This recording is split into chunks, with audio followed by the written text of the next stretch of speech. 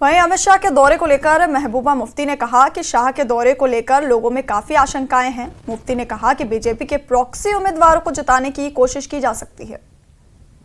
ये काफी लोगों के दिमाग में खदशात हैं कि जो अमित शाह साहब का दौरा है ये किस वजह से हो रहा है, क्योंकि अमरनाथ यात्रा जुलाई में अभी नहीं है। तो कहीं खुदा न खास्ता जो उनकी प्रॉक्सी पार्टीज यहाँ पर खड़ी की गई है, कहीं 87 जैसे हालात तो नहीं बनाने की कोशिश की जा रही है, क्योंकि आज का जवान इस इलेक्शन प्रोसेस में जज्बाती तौर इन्वॉल्व हो गया है।